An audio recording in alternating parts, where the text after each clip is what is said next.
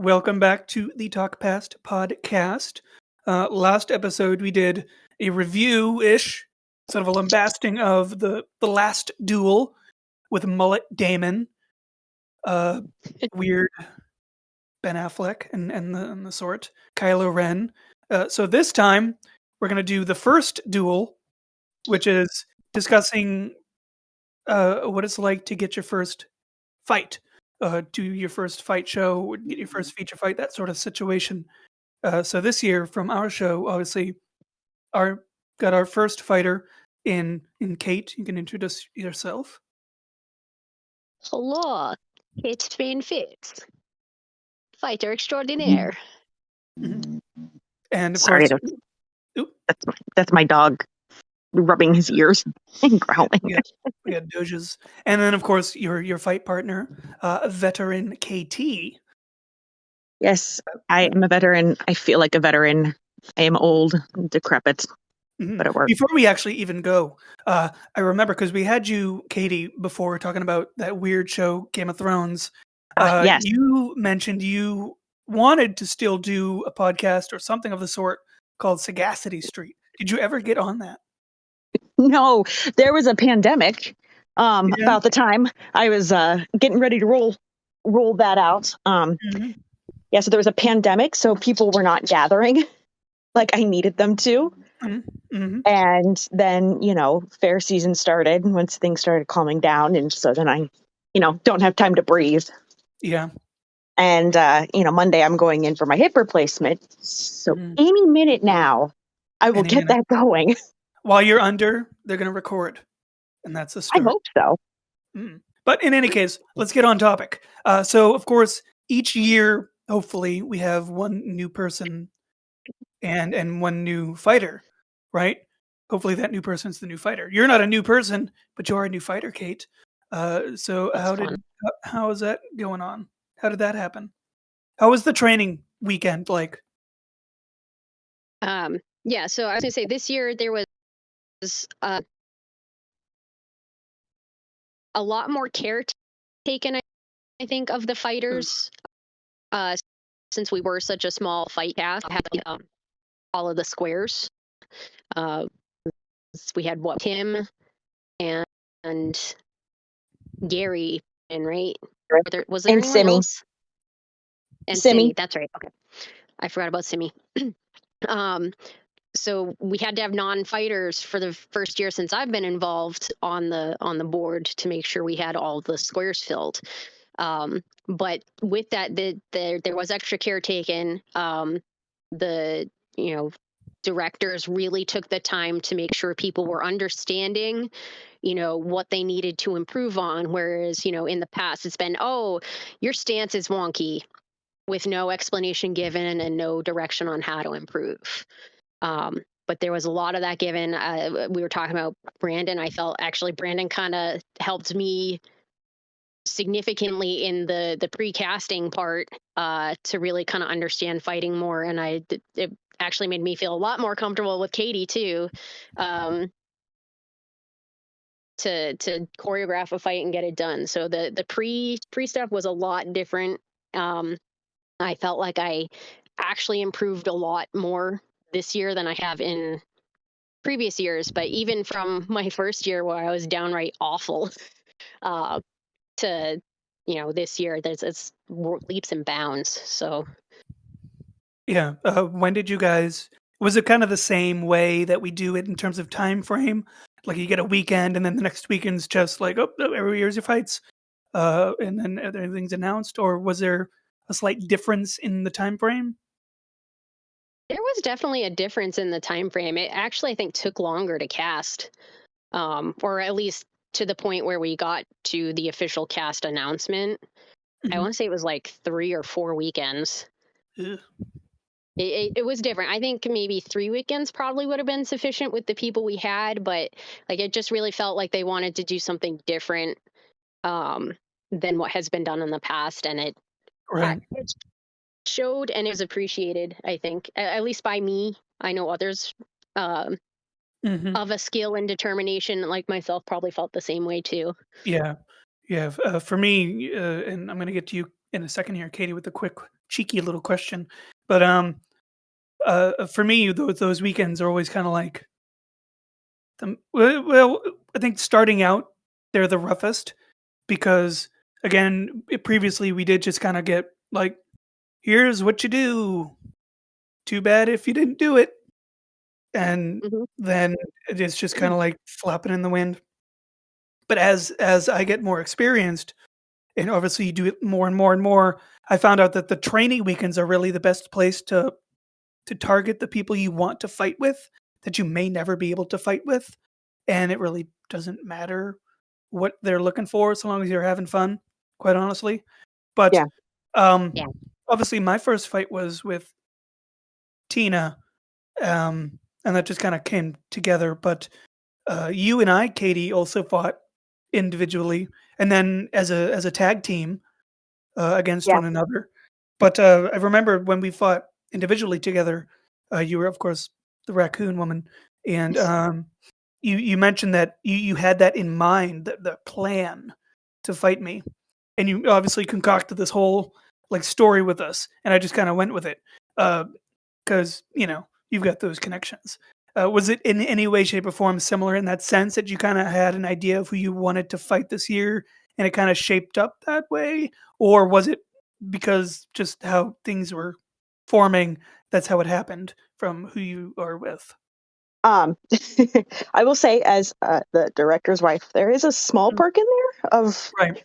if, and I try not to, unless I see something really egregious, like no, that is a terrible idea, Hmm. um, or something really good that's not, being good. I try not to pipe up too much because Right. not my place in this world. Yeah. Obviously, Um, not making a quick hot take, but we know some like to pick and choose their fighters years in advance. But continue. oh yeah, but yeah, no. This year, I always get the question of like, oh, is there anybody you're looking at, whatnot? And Cait was like number one on my list, just Hmm. because you could see the improvement, and we have a relatively similar fight style that I thought could Yeah. mesh well. You're very easy to fight with. Obviously, we fought twice. I mean, it was like what butter putting that together. Um, so was it kind of like in that same way? It just kind of like came together for the two I think while we you had were choreographing. we had really bad writer's block Uh, for a bit there, I think. Um, and I don't know if it was like this Yeah, the swing of we things, just being it rusty. was tough. Well, how do you Um, approach it individually? So like what I do is I just kind of go with the flow. You just throw a move out there and see how it goes. Someone like Dan I, likes to come up with a I think story it was first. yeah, we were probably about at least halfway done with our choreography, which I really loved our original choreography. It was dirty, sometimes literally, and just kind Mhm. of nasty, rough and tumble. And then my hip decided the to grappling. be, uh, yeah, yeah, my hip decided to be a just absolute douchebag, Mhm. and we had to re-choreograph, which Happens, yeah.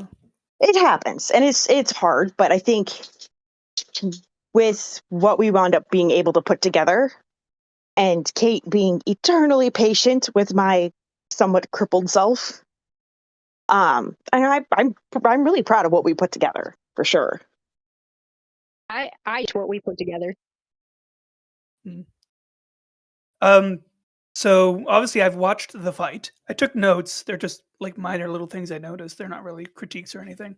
Um, but obviously you two are two completely different characters. The dynamic, obviously the station. Um, Cait, explain who you were. Oh, my phone might be cutting out a bit again. Or I'll type it in if so. Go ahead. Okay, so I played Lady Joan Common, the wife of one of the knights on the Scottish side this year, and I was my character. I do a lot of history research when I'm given a named character like that because it can influence the way I portray the character. In this case, it did. A lot of, but she was. There wasn't a lot of her, but there was a lot of information on her mother. So I kind of melded the two together. But they did say she was um, the first cousin of the first, and from what Colin had told me, is Bishop Beck and instrumental in her marriage to John Common. So I took it that way that no, I chose that. That was my doing, because her mom was very politically savvy. It was said that Edward the First was kind of scared of her. So I was playing, like, so the, spoiler alert, John Common eventually betrays William, but we played it that it was my idea, and that we had worked, like, we would go out and have lunch with the king and queen and basically just plot, if anyone was near a plot takeover of the Scottish side and what we would get. So we had a lot of fun with it. Makes sense. I was there, so yeah, it's like my also spoiler alert, my character was pregnant. Mm-hmm. There was that to take into account, but I think we had already, like, choreographed to the stomach, the gut kick there, at the point that hey, wait a minute, make Turnip uncomfortable with this. Mm-hmm.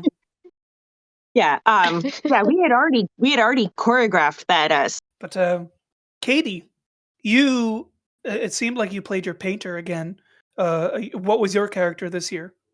I named myself. I did a little research around this time. There was Thomas of Westminster. He was an actual painter. There's a couple of his paintings that still survive. Mm-hmm. And he, at this point, his father was the head of the workshop in the palace, and Thomas was working in there. And then after his father died, he took that over. But that's all the information that there was about Thomas. Okay. Literally. There's no birth. There's no death. All we know is that he existed. That he was part of. I think I found that one thing of a guild for you, and that was it. Yeah, it was really, really limited. So I went, and when I was trying to find a name for myself, I was like, you know what? I'm going to be Thomas. My brother and I were training under my father, and my brother died, and our dad never really noticed because, he's busy doing stuff. And he just kept calling me Thomas, and I'm not going to correct him. There you go. That's how that works. It's how you upgrade into the status of society. Pretty much. Yeah. It was a fun character. I really do wish I was able to do more of what I had planned with it. Unfortunately, my hip made that incredibly difficult. Yeah. Yeah. So it was, I will say right now, this was probably the worst fair year I've ever had. Yeah. Point, just full on, just full disclosure, the worst. But, now that I've hit the bottom, I can rise from the ashes. Yeah, I was always worried about you. I was like, how's your hip? You doing okay? Do you need anything? I'm really good at, I will say, during one of my pre-op appointments, they were really impressed with how comfortable I was with a cane. Oh, well, there you go.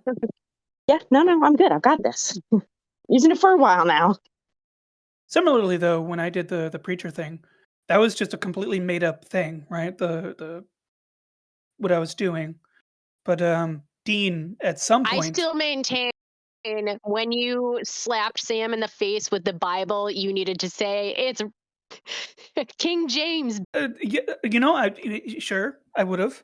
If you had told me, I would have done that. Every time you did it, that's all I could think in my head. King James. Mm-hmm.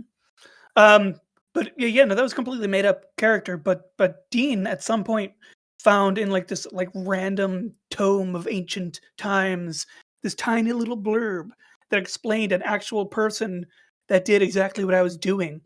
So I'm like, it went from like a non-existent me just being cheeky, kind of like poking fun of the people in Florida, turning into, oh yeah, no, that was a thing. Yeah. That dude existed.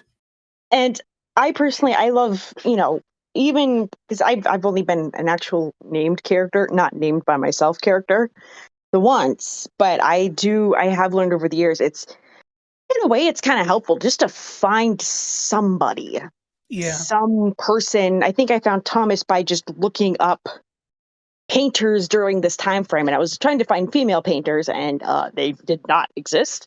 There's like one, and she was super French, and I was like, I'm not doing that. Yeah, That's really awkward. So, especially as a woman, it can be hard to find characters. Absolutely. So, depending on the era, yeah. But I'm not averse to a little gender bending. It can get a little weird. Likewise. I think it's a running theme on the podcast, and we'll get back on topic. But I always keep mentioning that I would love to. I don't know if I can do it one year or not. Obviously, whatever. But I would love to do a fight in a dress to see what it's like to have to fight in a dress. Because you all have to do it just about every single year. We men don't. And it's a completely different perspective that I've never had. And really all I want to do with the fair now is just different perspectives. What haven't I done that I can do next year? That would be an interesting show and tell thing next year, is to put a couple guys in dresses and make them do a fight. Make them learn how to fight in something that is abnormal. Make them appreciate what they don't have to do. Like that one year when Rod made Caleb and I do our fight without our weapons, and it just yes. Yeah, it can change a lot of things. And I mean, I know fighting in a dress, you have to be more aware of your feet, especially if you're getting on the ground, because you will step on your dress and you will rip it, or you'll just fall over. Rip. But there are some perks with fighting in a dress. If you have happy feet, a long dress will hide them nicely. Also, of course, modern clothing. Yeah, if your stances are a little weak or a little wonky, a long dress will hide that as well. So there are a couple of perks in there, but yeah, no, it's a going back to topic. Of course, we kind of went into a little diatribe, but I wanted to start at training weekend because obviously that's when you get picked. That's when you find out that you get your fight. For you, Cait, this was your first one, obviously with Katie. And we kind of discussed a little bit of the choreography putting together, but a quick notation. So obviously, when we start doing things in our fight, our choreography, sometimes we remember it, sometimes we forget it. Like Zach and I, when we were doing Alfred and Guthrum, we had like 10 versions of our fight. That like every now and then, little things would come in and out. Same thing with you and I, Katie. Like sometimes things would come in and out. I think once you for like 10 times. You spat in my face and then it just kind of disappeared. Yeah. So, which whatever. But for you guys, was there anything once you were able to come up with your full choreography, barring the obvious initial loss due to the Katie's condition? Was there anything that helped you from other people around you, like influences or Rod, Brandon, other fight captains coming in and helping you tweak anything? Absolutely. Oh yeah. There were like our finished choreography for the final thing. We actually had like 3 different people come in and help us, but I think Jeremy was the one who finished it up for us, and we just kind of finessed it to what we needed to accomplish for us. But yeah, like that was another thing that was different this year, is just how much everyone reached out to everyone else. Like, hey, look at this for me. I don't think it's going right. I want your opinion. Is there something else we should do? Like, and I think that's something that definitely needs to continue going forward, because I don't think our fight would have ended as well without having other people look at it. Oh, absolutely. I mean, teamwork makes the dream work, but everyone has a different perspective. I know at one point with the part where where you had me like in a hug from behind and I was stabbing at you with the daggers, and Brandon came over and said, I need to go fast with that, pow, pow, pow, pow, and make it really quick and sharp. and kind of emphasize the surprise part of that. And then Jeremy came over and was like, "No, you should go slow and make it really deliberate and and that'll help highlight the comedy and the ridiculousness of it." And it was like, all right, in this span of 10 minutes, we've gotten opposite things. So I'm just going to go with what feels right. And the slower did feel right. It felt a little bit better to kind of do a little bit of a hybrid of it. But it ended up a hybrid because you went you would do the first 2 stabs fast, and then take the pause to switch the dagger, and then fast. So it was kind of a hybrid.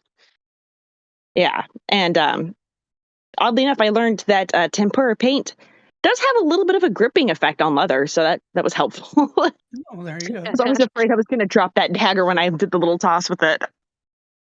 Yeah, we'll discuss that in a moment once we get into a breakdown of your fight, because I have it pulled up here.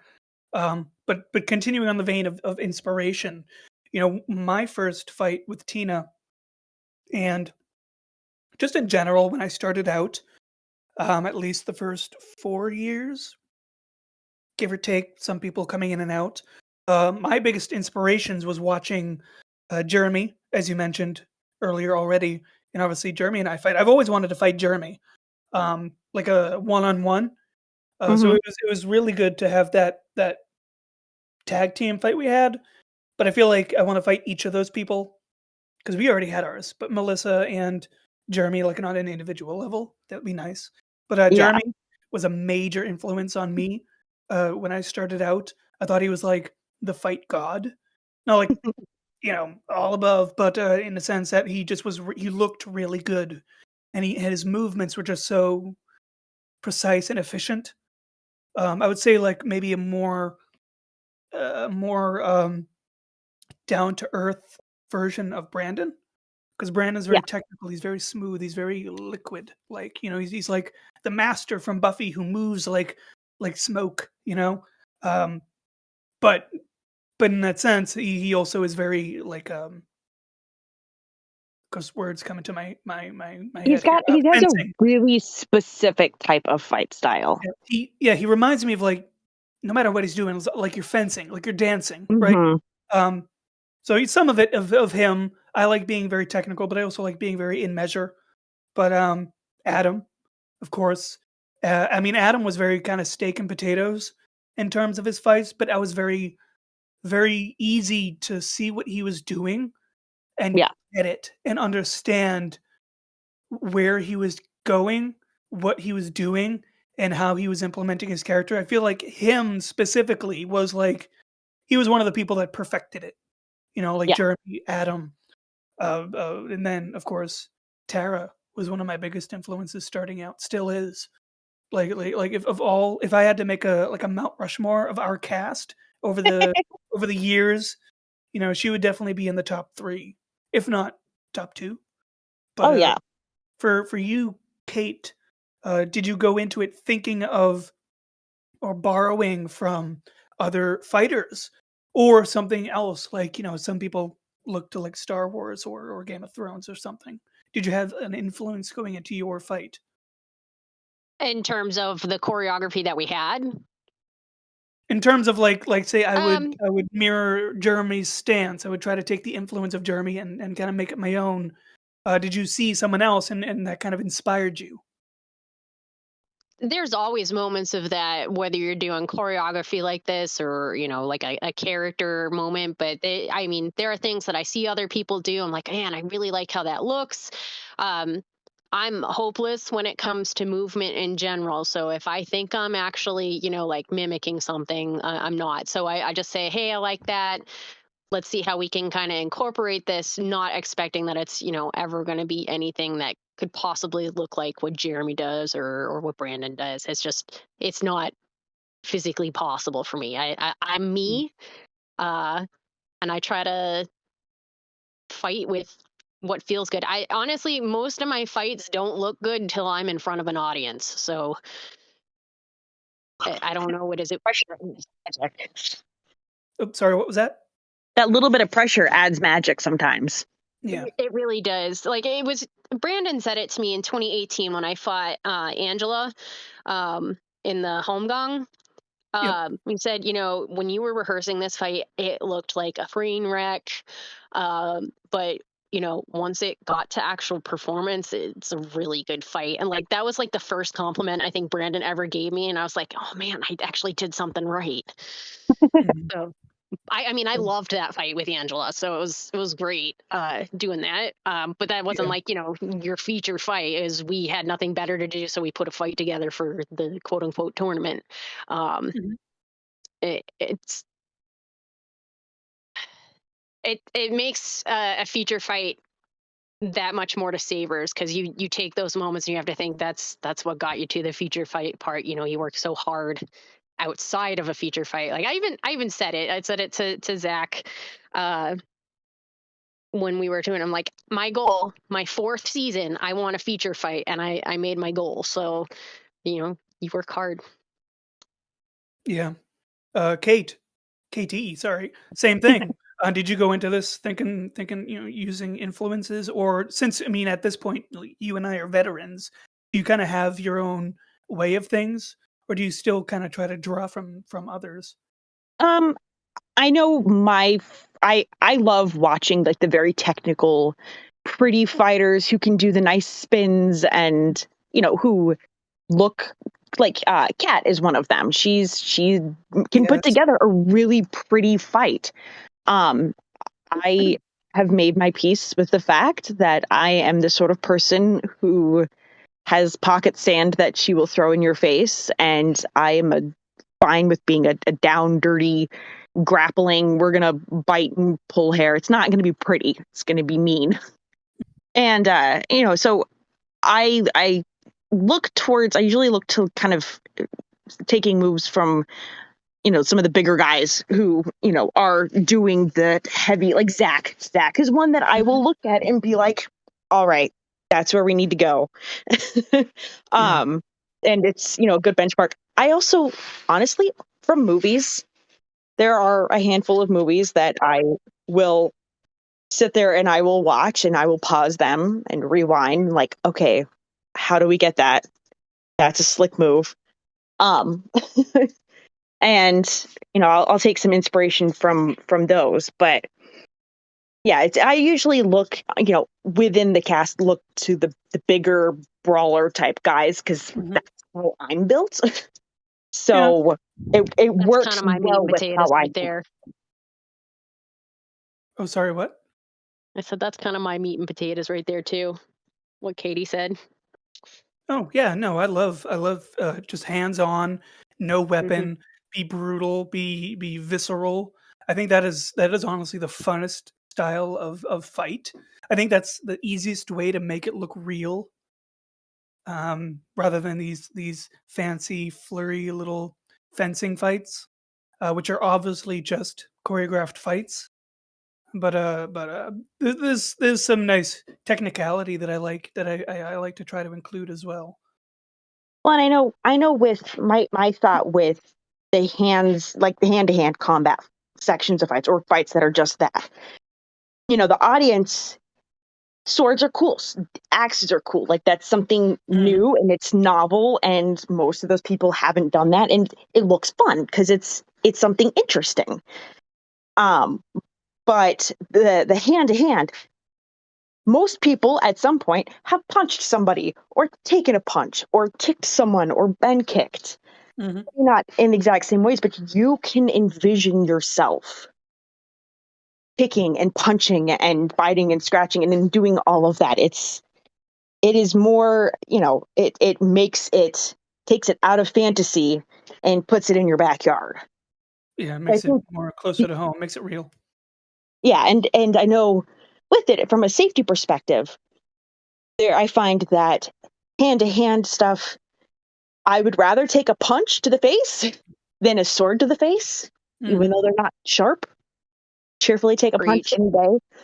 So, I there is a comfort level there of, I'm gonna get hurt or I'm gonna hurt my fight partner. Like, it's gonna happen, but it's not gonna be that bad. Right. Which speaking And of, before we got into this, Kate and I did a little talk while I was watching the fight. She mentioned the one on YouTube.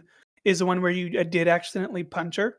I didn't obviously I can't tell the difference when the viewers never know, when we make mistakes. But how was that? And then we'll get into the breakdown of the fight.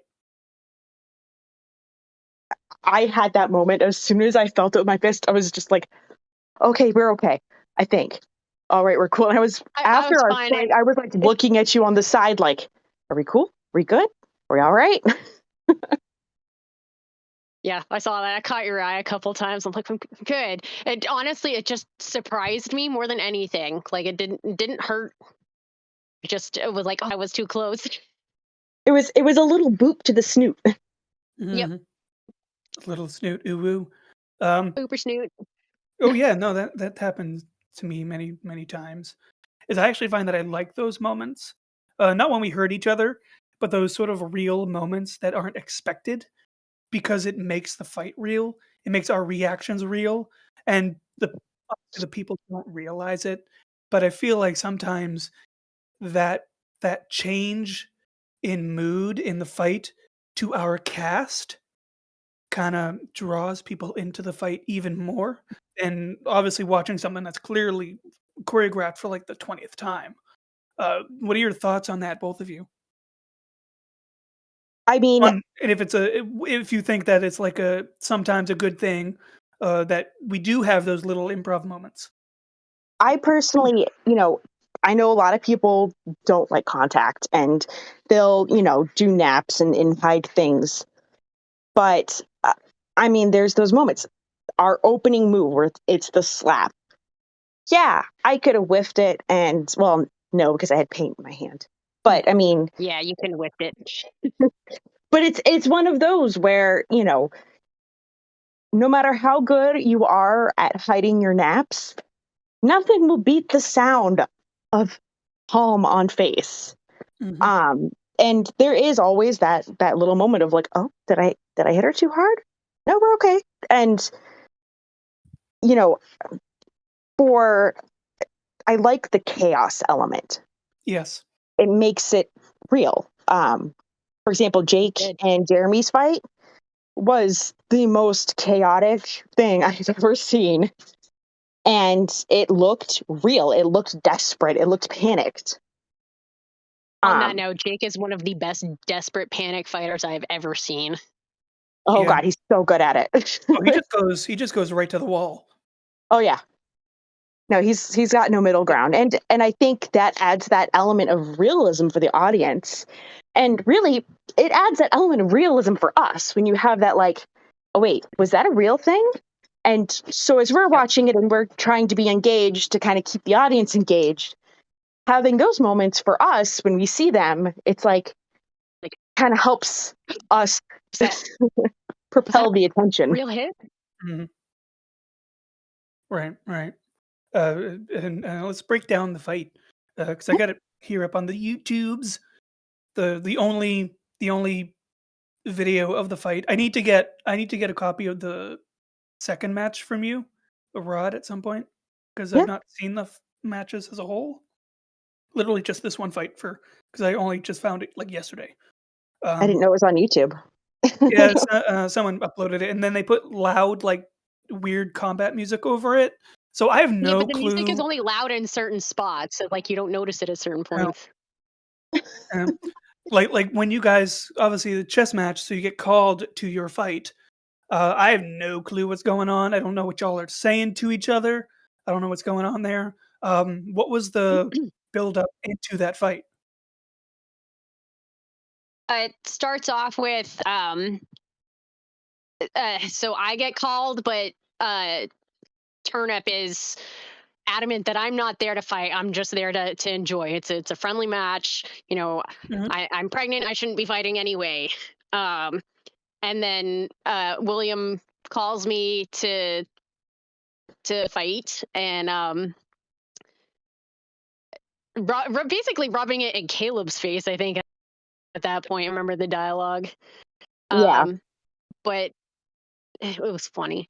But I'm there. And I turn around, and he's having a fit. Like, oh, is that? But she's in a delicate condition. We got the Yeah, the idea, like we. She's in a delicate condition. I mean, she's my delicate flower. Mm-hmm. Yeah. And then that went into the blue paint slap with, well, now she's your delicate bluebell. Yeah, now she's your little bluebell. Obviously, I don't know if the more you do it, the less it gets. For you, Katie, and perhaps in time, you, Cait. But what was your feeling very first day, knowing that you're about to fight, and I think you guys are like literally the second fight or something like that. But you suddenly get called. What is for you, Cait, that feeling of this is it? It has begun. I know, for me personally, I think the whole way out there onto the board and sitting on the board watching fights, it was me saying a lot, I'm going to throw up. I'm going to throw up. Oh my God, somebody please kill me. I'm going to throw up. I'm not usually super nervous, a little butterflies and that sort of thing. But this year, I think just because it was a really big crowd and it's been a while since had big crowds. So it was, this year was definitely a lot of anxiety and all of that. But, once you get into it, the crowd disappears and it's just go. But yeah, no, I was shaking in my boots. How about yourself, Cait? Okay. So like the moment where the fight is called and Katie's reading the paint, I think it was pink that day. But that was the first moment that kind of made it like, oh, this is gonna be good. It was like the kind of the first taste of what the actual show days would be like. There's one picture I think Tommaso sent me, was a still from whatever he was filming, and I think you like circled Creepy Lib's reaction to it. Oh yeah. After you snill out with the paint.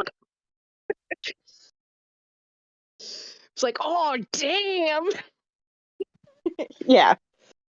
And seeing the surprise on their faces of the other people in cast who hadn't seen it yet was definitely like, all right, this is going to work. Like, I'm not being too obvious, trying, getting into the paint on the back of my shield. All right, this is going to work. Okay, we're good. Yeah. For me, I don't remember what it was like in terms of my first fight with Tina. That atmosphere of before you get called, knowing you're about to fight, on the board around people.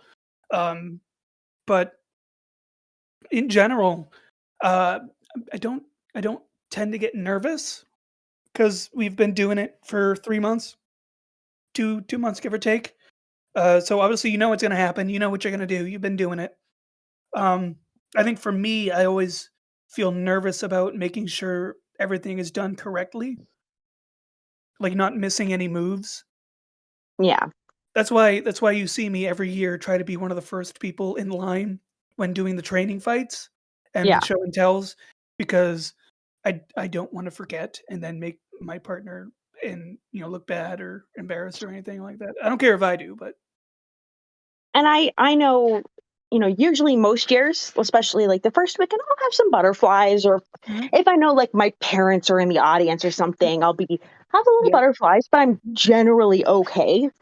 I think something about being at a new site and suddenly having, a few hundred people yelling at you, I think that was, and it was very emotional in a way coming back. And, It was good. it's, and I don't even get nervous about forgetting something, because I've usually by that point, I've got backup plans. yeah. I kind of got to that point with Sam and Carly. I mean, at some how many years have we been doing improv? At some point, you got to be able to do it. I think for me, the most relaxed I've ever been was my fight with Zach. One, it was the last fight, so it don't matter about waiting for the fight to happen because it's literally the last fight. And we had such a seamless fight. That fight was perfect for Your us. fight was good. It was really good. But let's break down your fight. Obviously, what I can get of it on YouTube, but yeah, you had the slap. So you have a tempera paint. What the heck is that? Yeah, so I just I on Amazon bought giant bottles of the Crayola Premier tempura paint and had it in a little snack-sized Ziploc baggie that was wrapped in gaffer tape Hmm. and taped to the back of my shield, and had a little pocket full of tape or paint. And it's fairly washable, and if it gets in your mouth, you're not going to die. It's gross tasting, but you'll be fine. So I do like Comes working out of with your tempura ear a paint. little poorly. Yeah. Yeah. Was it? Did you do a different color each fight? I during rehearsals I did because I didn't have a Oh, lot of blue paint at that point. Um, but I had a lot of I bought like a little rainbow pack. mhm. Um, for the actual performance days, it was blue every single day except for the last one when I very carefully layered in a rainbow of paint. Mhm. And this slap was met with can you paint with all the colors of the wait, you might think you're better than me, but can you paint with all the colors of the wind? And Slap. it was just loud enough for her to hear and be confused. And then rainbow slap, and then I managed to yell, "Taste the rainbow," because it's the last day. What are you going to fire me? No, of course, yeah. Uh, um, Now I'm not going to go over any sort of criticism because I didn't do this year or this year. I didn't do last year. I have no place to talk about anybody's fight in any which way. I just wanted to like little tiny things that kind of remind me of things that we do or nitpick ourselves each year. Mhm. That kind of made me think. One, Cait is fighting with a spear this year versus your dagger. How much did you get to practice with the spear? Were you comfortable with it, or was it kind of like your first year with a spear? Well, I mean, I did the spear with Angela in Okay. Yeah, 2018, yes, so yes. that, but that was spear point two, shall we say, because we were rehearsing a particular move that I think we kind of changed a little bit because the Yeah. spear broke. Mhm, yeah, mhm. um, and so I it was my toothpick spear from 2018, and it broke during rehearsals, and Chet changed it out for a longer oak hole. So there was some. We actually did have to adjust a little bit once that got changed. Right. Especially because the wood was different. It went from pine to I want to say ash or something. So Yeah, it was ash or a lot oak. I'm not heavier. Right. Right. heavier and Quick longer. quick notation. Obviously, with a spear comes great spirit or responsibility.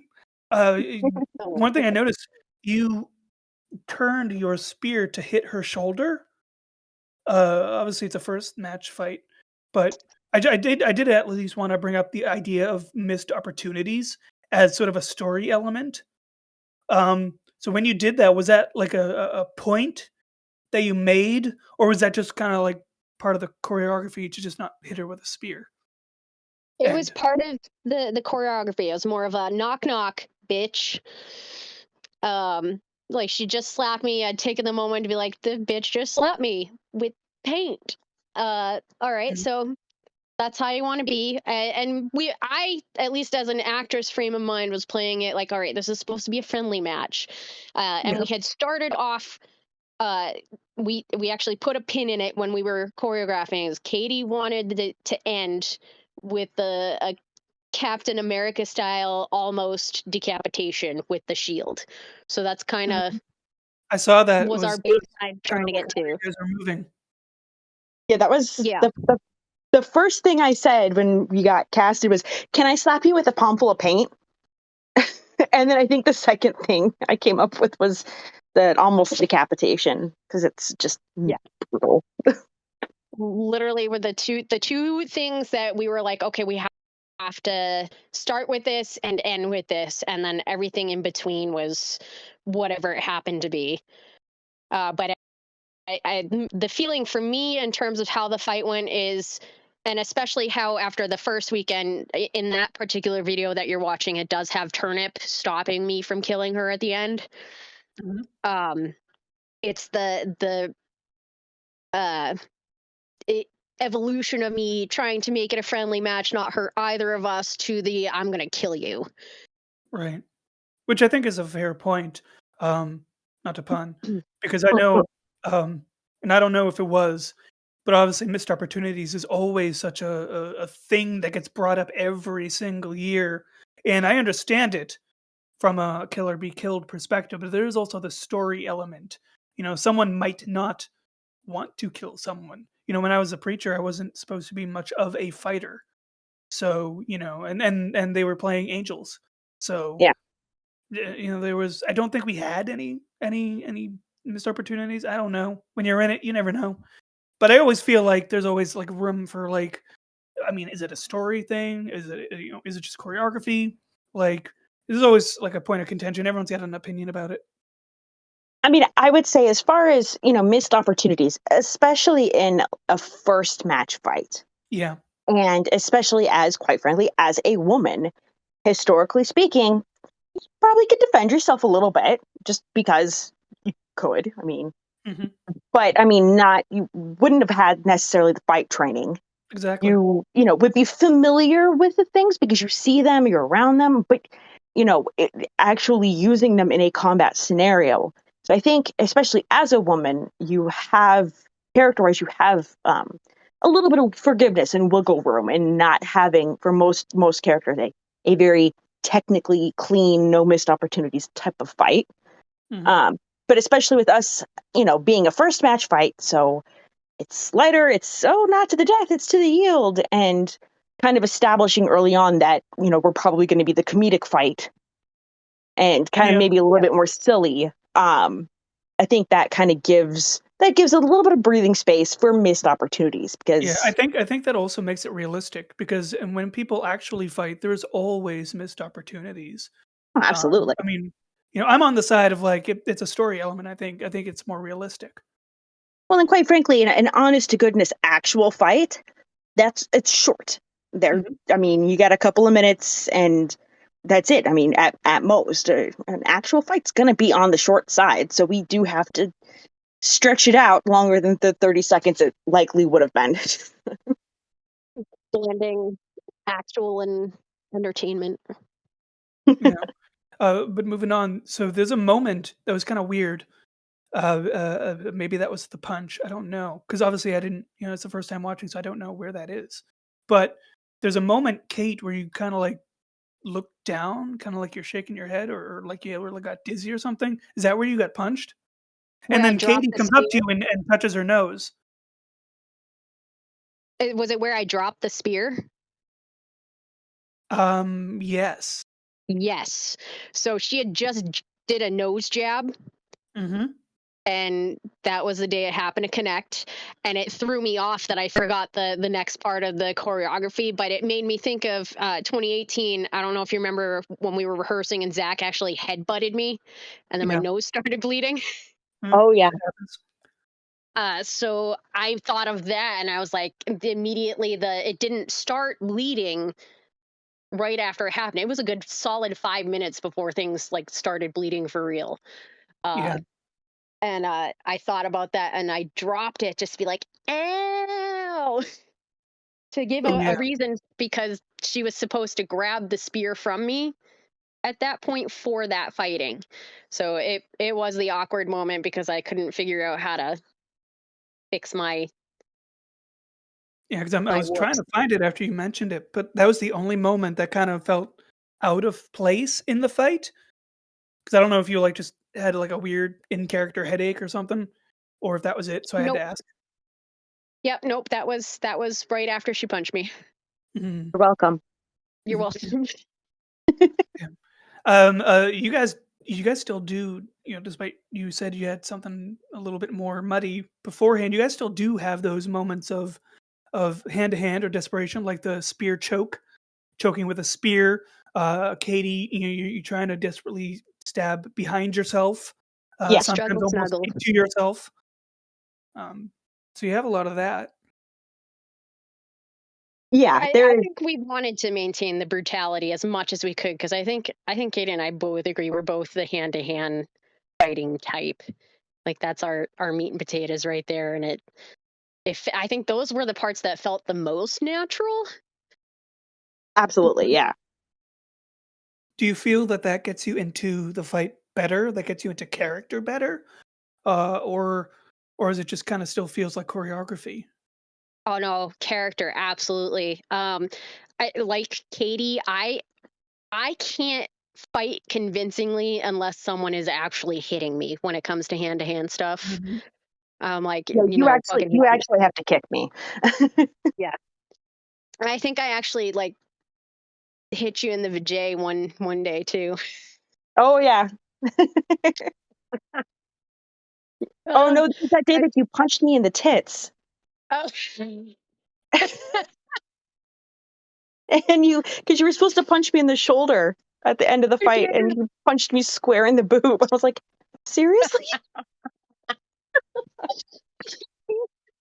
But moving on. So you Katie had a shield in this. Was this the first time you've ever fought with a shield, or did you fight with a shield when you fought with Kat and Colin, or Colin with Tara? Blah blah blah.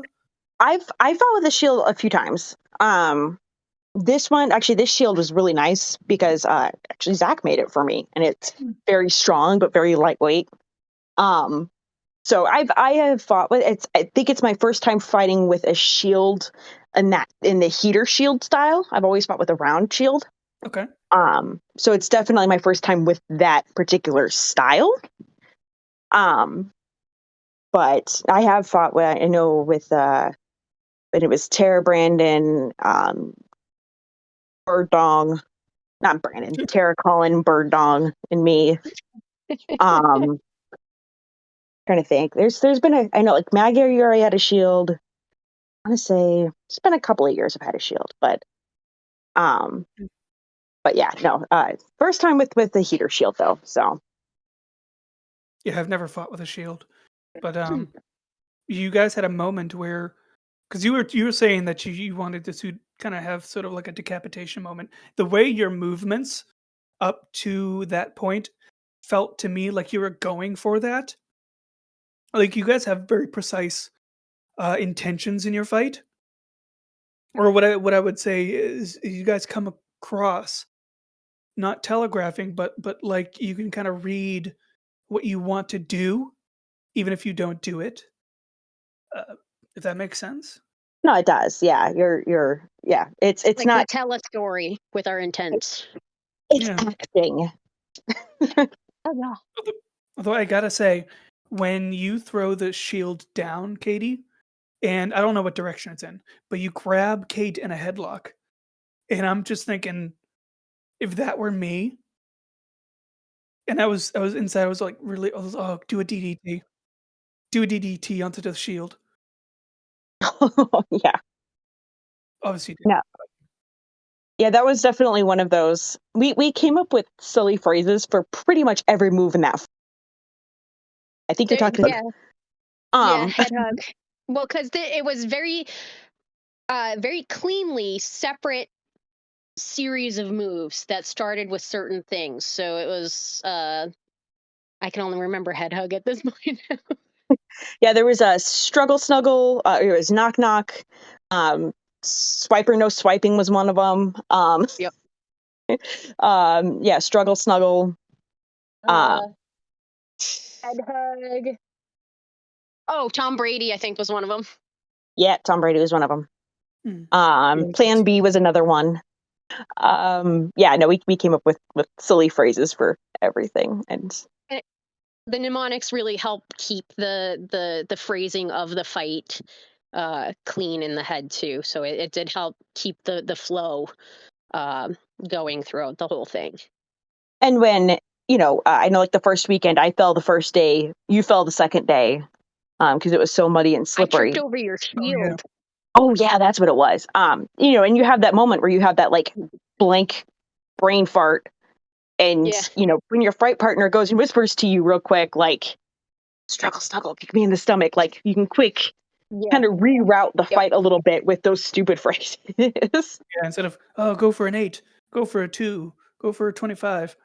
Yeah. Like no, man. We're gonna go for a head hug, and then we're gonna go for like hair grab. Yeah. Now you guys kind of have sort of like a muffled ending, because obviously I think Cait, you were going to go for the kill, but y'all had something of a pull apart, if you will, I guess.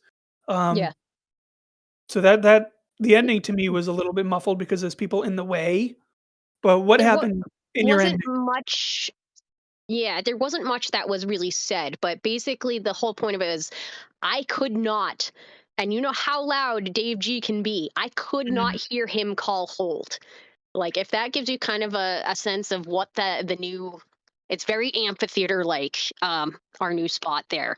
So I could not hear him call hold at all. So taking more of the story that we had kind of come up with as we'd been in the lanes, worked with Turnip, and actually Caleb Allen and Colin really helped Turnip in this. I was like, look, and he struggled with it so hard, but I give the kid credit. He was very embarrassed to say, like, when the stomach stomp happens, you can't hear it, unfortunately, because he doesn't enunciate very well, and he wasn't loud enough, but Turnip says, but she's with child, and really just tries to make it noticeable for the crowd. At least that's part of the story. But the whole point being, at that point, I'm just like, oh, if I lose my baby, you're gonna die, and it's like bloodlust from that point on. I worked with him. I'm like, this is how you show affection to a woman. The whole point that we have come up with our story, and he worked with me on it, was like, these people are not just an arranged marriage; they are actually in love with each other. Like, when I said earlier, we were talking about characterization, like, the way I played it is that I'm politically savvy. John Common is going to be my key to having power because he's technically an heir to the throne of Scotland. I want that power, but we've also met before, and I kind of like this guy, so I want to marry him, cousin Edward. Make it happen, but I wanted it to be no, you don't want to kill her. Don't do it. I wanted him to have a softer side too, because, we're the bad guys. I actually think people hated us more than King Edward at the end of the second match. I've never walked out to so many boos in my life. Right. It was almost a little intimidating of like, wow, man, I'm kind of worried about walking in my car tonight. I mean, it was especially that first weekend, that crowd was super huge, and they were so goddamn rowdy. I mean, they were over the top. Somebody spiked their whatever. Oh, I mean, I think people were ready for it after a year of not, and then after a year of, that really not actual festival. So the pull apart, you guys were like the first or second fight. But sometimes, as characters, dichotomy characters, dueling characters, we sometimes try to target each other in the melee. Did you guys have any other sort of fight interaction? No. Like in first or second melee? No, we didn't. I had, in the second melee, I had with Turnip. I was right there. I sliced your leg. Yeah, you sliced my. Yeah, it was a bit of a teamwork to get me to die. Yeah. Yeah, you sliced my leg, and I went down, and Bruce stole my shield, and Turnip stabbed me. Like, all just boom, boom, boom. But on the same side as you. Yeah, no, but I mean, other than that little lake slice, which honestly half the time I probably don't think I felt it. Just like, oh, that's supposed to happen right about here. No, we really didn't. No. Well, because the end of the first match, like I was done with you. But then Turnip, I'm looking at it, he loses his fight and I just like see red. I make sure that I start, so Zach pulls Matnick off of Turnip, and that starts me running out to Turnip. Like I saved him. Are you all right, John? All right, I'm going after him. And I know, And I literally spend the rest of the melee fighting Matt. and I mean, with losing my fight, but it's to the yield, so I'm off to the one side of the board. You know, that's a lot of ground to cover to get over to her. You know, in the melees, I do when I'm choreographing, I try to see how much terrain I can go through. But you know, we were too far apart, and it just didn't work out. So Yeah, it wouldn't have been believable with the way it worked out either. So, and especially with, you know, having a small cast and trying to make it not feel as small, we really had to kind of spread out. For Cait, and obviously for Katie as well, as you do this, you know, the more years that you do our show or other shows or fight in general, do you have any moments of like clarity, like me this year for me was very much a sort of renaissance of finally getting into the medieval period. I'm a paleontology and cosmos person, not, you know, I'm Jurassic Park, I'm not Indiana Jones, right? But mhm. but this year, I've really been digging into to archaeology. Did you have any sort of moments of clarity or sort of, I don't know, just maybe epiphany this year with your fight, getting a fight, doing the show, having this different perspective that kind of helped you grow as a person, as a fighter? Definitely as a fighter, because it's one thing to do like a you know, like a tournament fight where you're not actually cast with a fight for one of the matches. It's one thing to do something like that, or in other shows they might call them lane fights. You know, uh, it'd be really hard, I think, even in our new space, to do lane fights.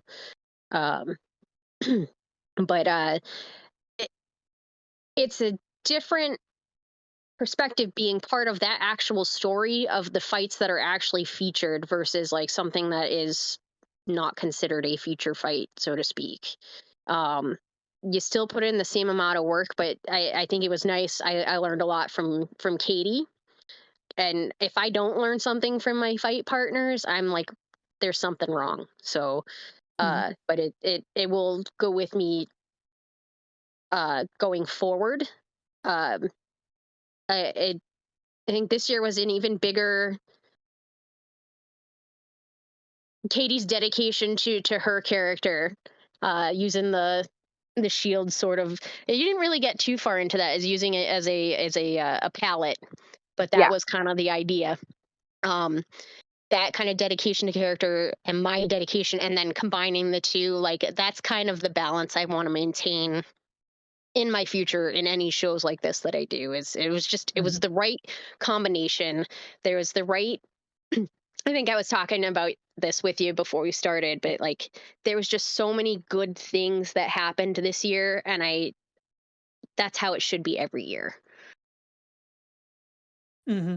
Exactly. Uh, Just Uh, like the good things that happen, you know, like taking a character and being able to not just focus on the fighting aspect, but really everyone, not just the non-fight cast, but the fight cast as well, like bringing it out in the lanes and doing good acting. Like the whole thing was just, this is what it yeah, needs to be. And I'm glad it yeah, was like my first feature fight year that it kind of all came together like that. yeah. Overall, I really liked the fight. Um, I got to watch the entire match as a whole. But I liked the fight. At least the one that I saw. Right, we always kind of have a different fight every time we do it.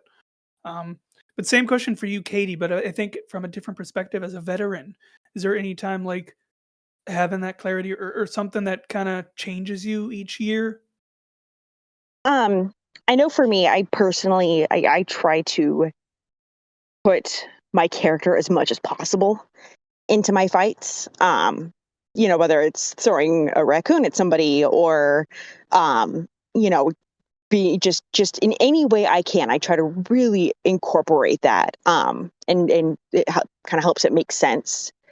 I will say, it's funny, Cait, listening to you talk about, how everything came together and was perfect and this and that. I'm like, yeah, no, that did not happen. I had kind of the opposite fair experience this year. And it is what it is. And I think in a way, I rode the struggle bus pretty regularly this year. I didn't get to do a lot of the character work I really wanted to do and was prepared to do. And spent way too much money on paint and supplies to do. And it kind of is what it is. Like, it just didn't happen. We're working on getting it fixed, obviously. Yeah. But I realized we had a missed opportunity, Katie. We should have made a walking stick for you that looked like a giant paintbrush. I will say, because I couldn't do that this year, in a way that kind of helped me grow. It's that kind of, patience is not my strong suit. And, just having to be patient with myself. And like, thank God Cait was really she could have been, and it would have been well within her rights to be really frustrated and annoyed with me during everything. But she was very gracious and very like, all right, how do we make this work? This was the year of make it work. And, that's really kind of what I took away was, how do we make this work? Oh my God, that stupid dog. Oh, I'm sorry. No worries. It was very much the year of, how do we make this work? We're going to get through it. This was the year of the struggle bus. But in a way, emotionally, it's kind of amazing to see kind of how people are in a way. I don't know. It's weird. I'm strangely sentimental today. I plan on crying at some point. I think people could really, and I will say this, just for your benefit too. Like, I think people could really use your perspective on character creation. I don't think people get that sometimes, especially in the non-fight cast. Like, sometimes I think they need the kind of creativity that you can offer and the ideas that you give. So I think you're going to be in a unique position this year to still be involved. I think so. I try. And, with my characters, I try to keep a balance of complicated enough to be interesting, but let's not get lost in the fact that they really like toast. Yeah. Yeah, exactly. So of course, we'll see how things come along with this year. But in any case, that will be it. That will be it for this episode of the Talk Past podcast. And then, I don't know, we're doing something next time. But in any case, I'm, of course, the occasional, usual bi-weekly host, NC, and my two amazing guests. We try. We try. Try really hard.